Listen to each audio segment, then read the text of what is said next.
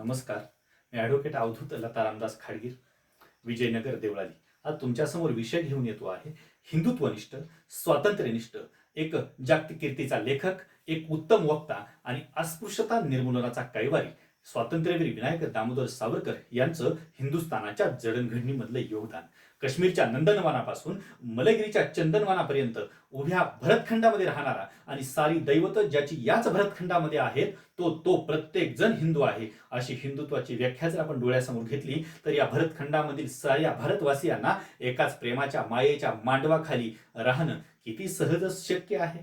खरं तर या देशामध्ये राहणाऱ्या प्रत्येक व्यक्तीचं पहिलं आणि अंतिम ध्येय या देशाचं स्वातंत्र्य असलं पाहिजे, असं म्हणून हजारो तरुणांना सोबत करून या देशाच्या पडत्या काळात देशाला सावरण्यासाठी ज्याचे हात सरसावतील तोच सावरकर तुला उद्या व्हायचा आहे, या गुरुजींच्या ओळींना न्याय देणारे सावरकर आणि अभिनव भारत मित्र मेळासारख्या नानाविध प्रकारच्या संघटना उभ्या करून तरुणांची क्रांतीच्या रूपाने एक फौज उभी करून इंग्रजांच्या विरुद्ध दंड थोपटणारे एक जागतिक कीर्तीचं नेतृत्व ते म्हणजे स्वातंत्र्यवीर विनायक दामोदर सावरकर हे आहेत.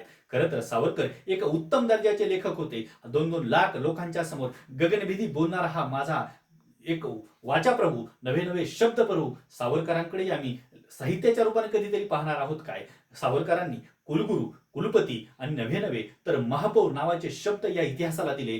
तेच एक साहित्य पितामह म्हणून सावरकरांचं देखील योगदान हे चंद्रसूर्य असेपर्यंत अजरामर राहणार आहे. नवी नक्षत्रे बहु एक परी प्यारा, मज भारत भूचा तारा, प्रासाद येथे भव्य एक परी न्यारी, आईची झोपडी प्यारी, असं म्हणून आपल्या मातृभूमीबद्दल इतकं प्रगाढ प्रेम जपणारे माझे सावरकर हे इतिहासामध्ये अजरामर राहतीलच.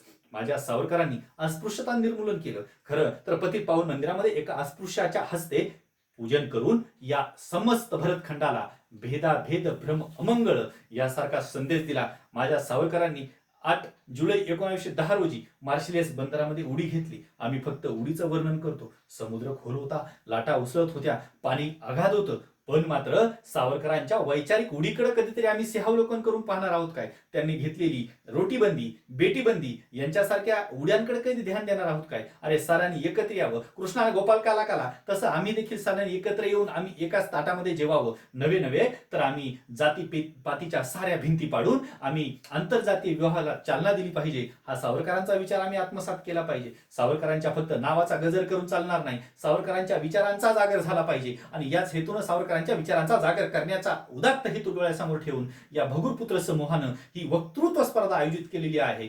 ही वक्तृत्व स्पर्धा आज वाहिलेलं पहिलं पुष्प हे भविष्यामध्ये पुष्पहारामध्ये परावर्तित व्हावं यासाठी अगदी मनापासून शुभेच्छा देतो आणि थांबतो. जय हिंद.